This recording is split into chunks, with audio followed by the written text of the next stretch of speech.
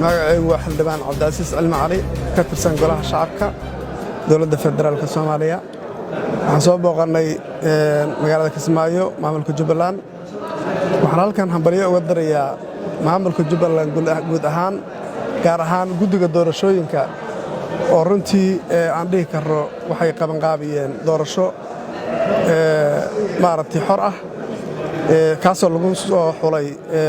xildhibaanada Jubbaland. waxaan hambalyeynaa runtii iyadoon wax dhimasho iyo wax dhaawac iyo wax maaragtay dhibaato ka dhicin inay isdoorteen oo iyagu ay isdoorteen runtii waa u hambalyeynaa haddii la yiraahdo. waxaan hambalyada u diraynaa dhammaan reer Jubbaland guddiga doorashada dadka kale ee shacabka ah ee shaqaynayay meesha ay soo gaadheen. intaa haddaan ka gudbo waxaan xusi lahaa xildhibaanadii qaranka oo dhan baa idinku soo wajahan. waxaan rajaynayaa si ay u dareemaan in loo xoojiyo xidhiidhka maamul goboleedada iyo loo xoojiyo iyo federaalka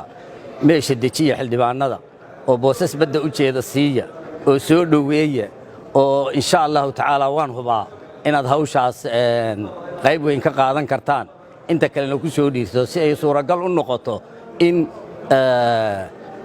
inuu qofku xamar joogo iyo inuu Kismaayo joogo ay isku mid ay u tahay. waxaan u nimid oo inaan goobjoog ka ahaano doorashooyinka iyo processka doorasho ee halkan ka socda ee shalay qaybtiisii koowaad ay soo gabagabowday. qaybaha kale oo isdoorashada gudoomiyaha baarlamaanka iyo ku-xigeenadiisa iyo madaxweynaha iyo ku-xigeenkiisana waxaan jecelnahay inaan goobjoog ka ahaano. waxaan u soo gurmadnay waxaan ahayn gurmad federaalnimada dalkan nidaamka xukun oo u qaatay waa federaalnimadii ayaa halis ku jirta. marka gurmad federaal ayaan kolley anigu isku tirinayaa waayo halis xoogan ayay ugu jirtaa. dowladnimadeenniina niman shabaab la yiraahdo ayaa halis geliyey. federaalnimadii dalku uu qaatayna waxaa halis geliyey bila Soomaaliya madaxda joogta. marka gurmadkaasaan nahay. dowladda federaalka waxay leedahay hay'ado kala duwan bay ka tirsan tahay. 3 hay'adood weeye. hay'ad waa baarlamaanka iyo sharci dejinta iyo fulinta iyo garsoorka. runtii dowladda federaalka mar walba dadku way isku qabtaan. annagoo golihii sharci dejinta ka tirsan oo dowladda federaalkana ka tirsan oo qayb ka ah waxaan runtii raalli ka nahay in hanaanka doorashada oo ay wadaan guddiga madaxa bannaan ee doorashooyinka iyo xuduudaha Jubbaland iyo sida ay iska jadwalkii degsadeen ay u ilaalinayaan runtii aad bay noo raali gelisay. waxaan runtii annagoo dowladda federaalka ka soconnana aan rabnaa inaan halkan ka goobjoog uga ahaano. waxaan runtii wax ayaan daraa laga xumaadaa in warqad iska duulaysa hadba wasaaradda arrimaha guduhu iska soo saarto oo aanan ogeyn ma wasaaraddaa soo saartay mase meel kale ay ka soo baxday. annagoo dowladdii federaalkeed matalayna halkan joogna waxaan wasaaradda arrimaha guduhu hadday niyad sami rabto inay maaragtay goobjoog sidaan oo kale uga mid noqoto. laakiin warqadaha meelahaas laga soo tuurayo wax macnaana ma leh. dastuurka dalkana way ka soo horjeedaa. qodobka 20aad wasiirku inuu akhristo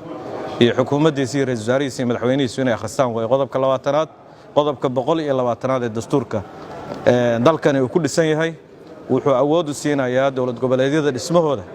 awooddooda waxaa leh golayaasha fulinta iyo kuwa sharci dejinta dowlad goboleedka iskale. dastuurka dowlad goboleedkana lagu cadaynayaa sidaas ku qoran. marka meel dowladda dhexe ay ka soo gali karto arrintaasi ma jirto. qaanuun la'aanna dalkan laguma xukumi karo. sharcigaas ay dalka ku joogaan. marka inaan sharcigana u helinno federaalnimadana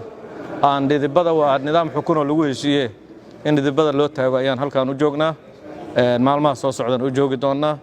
waxaa weeye runtii wax qaldanna annagu taageeri mayno. waxaan arkaynaa inaan been la isaga warramine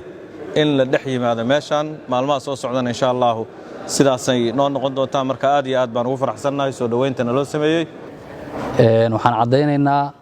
dalkan waa dal federaal ah maadaama uu yahay federaal awoodaha federaalka uu qaybsan yahay ee dowladda federaalka Soomaaliya leedahay midna waxaa leh dowladda dhexe dowlad goboleedkuna awoodiisa qayb uu leeyahay in la is ixtiraamo oo qolo walbaaba inta ay awoodda ka leedahay ay maaragtay accesskeeda yeelato ayaana qarannimadu ku jiri kartaa waxaan ognahay farafarayntii lagu sameeyey maamul goboleedka Galmudug inuu maantay gabi ahaanba uusan jirin oo meel ku dambeyn doonana aan la garanayn marka si dadaalkii ay sameeyeen reer Jubbaland oo ay wuxuudi adkaysteen waxay suuro gelisay in maanta ay halkan soo gaaraan oo muxuu ahaayeeto baarlamaankii dooran lahaa madaxweynaha oo hadda diyaar yahay annaguna aan goobjoog ka nahay kana marqaati noqonno annagoo matalayna federaalka Soomaaliya waxaan u sheegaynaa xukuumadda federaalka in ma garanaysaa waddankan dib u dhis iyo wuxuu u baahan yahay in la isku hayo uma baahna in dib loo celiyo Jubbaland waxay u baahan tahay in maaragtay lagu dhinac istaago hawsha wanaagsan ay wadaan uma baahna in laga dhinac furo fowdo iyo in dib loo celiyo dhibaatooyinkii Kismaayo ay soo martay dib in loogu celiyo uma baahna marka waxaan taageeraynaa horumarka iyo nabadda iyo hufnaan iyo maaragtay si cadaalad in doorashadu u dhacdo goobjoogna aan ka hana rajeynaa insha Allah taala alxamdulillah waxaan u nimid inaan ka qayb noqono ama aan ogaano kulle doorashada Jubbaland waxaan ugu hambalyeynaa madaxweyne Axmed Madoobe ma sha Allah tabarakallah horta Kismaayo waa markii ugu horeysay imaado waa meel aad u qurux badan waxaan qirayaa in uu yahay nin aad u soo dadaalay oo wax badan uu soo qabtay oo alxamdulillah rabbil alamin maanta meesha aan fadhiyana kulli hadda maba dhihi kari Soomaali meel meeshan ka weynaaba ku taal maba dhihi kari waa ugu hambalyeynaa madaxweyne Axmed Madoobe waana ku faraxsanahay siday wax u socdaan marka alxamdulillah rabbil alamin ilaahay waxaan ka baryaynaa si nidaam oo xaq oo cadaalad ah inay ku dhacdo oo isa wax dhibaato leh ana Jubbaland aysa ka dhicinaan ilaahay aan ka baryaynaa waxaana ummadda ugu baaqaynaa wax yar oo dhibaatooyinka iyo hadallada wadwado inay joojiyaan dadka faragelinta ku hayana inay ka daayaan faragelin wax oo lagu dheefayo ma laha horaa loo soo arkay inay wax burburisa maahan wax ma dhisto waxaan leenahay meeshan hadii la rabo inay dhisanto in dadkan garab la siiyo nin alla ninkii soo baxana waxaan jeclahay madaxweynahan inuu ku qanacsan yahay haduu asaga soo baxana loogu hambalyeeyo haduu nin kale soo baxana asagana inuu ugu hambalyeeyo ayaan ku rajaweynahay dalka dib u dhacay shabaab oo dalka gacanta u galay federaalki ayaa lagu soo duulay oo Soomaali ku heshiisay waad aragteen maamul goboleedyadii naga horeeyay waxa ku dhacay xildhibaanno waxaan idin leeyahay haddii aad rabtaan dalkan inuu god ku dhaco isbeddelkaas adiga u raaricin doontaan haddii aad rabtaan dalkan in la badbaadiyo Jubbaland maanta meesha ay joogto waad u jeedaan waa nabad waa amni elaboorkii halkaan aan soo soconay cid askari oo nala socotay ma jirin barwaaqadan iyo nabaddaanu iskama imaan waa la keenay runtii waxa yar oo la tabanayana waa imaan doonaan insha Allah taala war dalka aan dib loo celin waa idin la dardaarmaynaa waa idin la joogaynaa ilaa doorashada ka dhacda gudoomiyaha baarlamaanka iyo labadiisa ku xigeen madaxweynaha iyo ku xigeenadiisa ilaa laga doortay waa joogaynaa halkan dawladda federaalkana waxaan leenahay sida qaabkay u shaqeyso markaad fiirisid waxaad isleedahay in oo colaadda iyo fawdada inay wax ku helayaan war dalka nabada ka jirta wayna idin ogol yihiin Jubbaland oo imaado garab istaaga murashaxiina joogta cidii soo baxda ayaan garab istaagayna annagu cid gooni aan u wadanaa ma jirto waxaan idin ka rabnaa nabadaas inaad garab istaagtaan reer Jubbaland waxaan leeyahay isku duubnaada dad waraaba ah oo laga celcelinaayo hilba meel yaalo kale ayaa horor idinku soo ah meelba waxa laga leeyahay yur ayaa laga leeyahay iska celiya waad aragteen maamuladii naga horeeyay dhibaatada ay u geysteen aan isku duubnaano shacab iyo maamul cid kasta oo meeshan joogta mas'uuliyadda ka saaran dalkan ma aha Axmed Madoobe aan rabaa iyo Axmed Madoobe aan nacabahay annagu waxaan rabnaa system ka jira inaan sidiis u socdo midna waxna aan laga bedelin aan la faragelin reer Jubbaland ay u noqdaan doorashadooda xor ay u qabsadaan dadkan horarkeena aan iska celino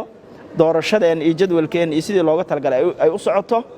waxana soo dhaxgalaya ee rabo annaga inay naqaxiyaan aan iska celinno Soomaalidu waxay tiraahdaa nabada naas la nugula nabada haysanaa waxa kalena waa ku tagi doonaa insha Allah ta'ala aniga waxaan ku darayo oo weyn ma jirto xildhibaan federaal aan ahay oo ka soo baxay Puntland waxaan aad iyo aad ugu faraxsanahay waqti yar ayaan soo moogahay Puntland fasax baan ahayn maanta inaan dareemayo inaan joogo Puntland ayaan dareemayaa nabadda aan ku soo soconay askar la'aan iyo meelo laga boodayo iyo isbaarooyin inaysan jirin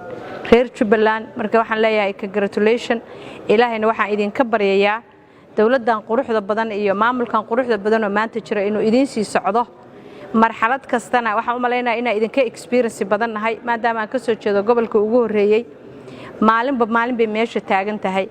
in reer Jubbaland aysan fiirin maanta kursi aniga kaliya dardaaran kaliya aan rabaa inaan bixiyo inaydan maanta kursi fiirin iyo xildhibaan baa laga tagay iyo xildhibaan baa kan ah Puntland waxay ku dhisan tahay waa isku tanaasul iyo inay fiiriyaan shacabkooda ayaa halka lagu soo gaaray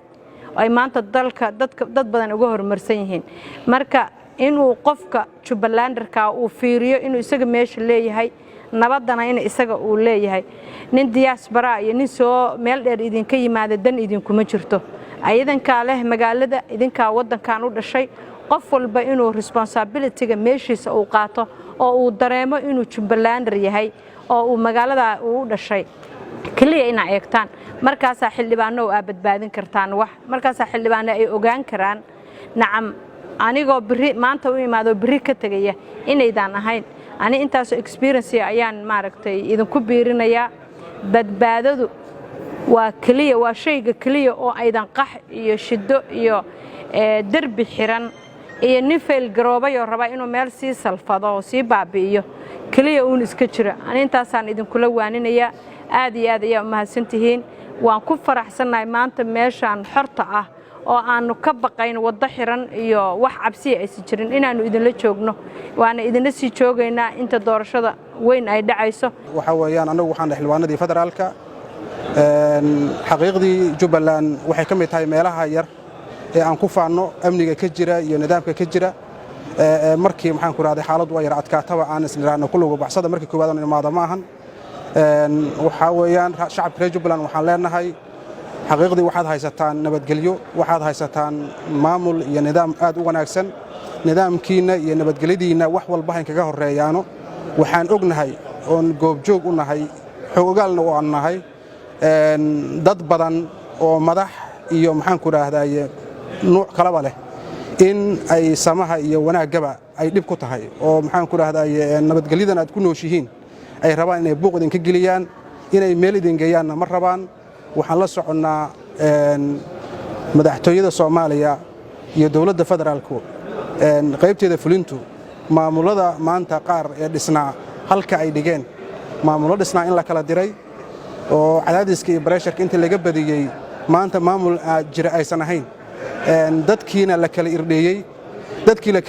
iyo maamulka la kala dirayna sidii la isugu keeni lahaa maanta halkay taagantaad ogtiin galmudug gaar ahaan waxaan leenahay shacabka reer Jubbaland nabadgelyada haysataan iyo dawladdu ku far adeega insha Allah ta'ala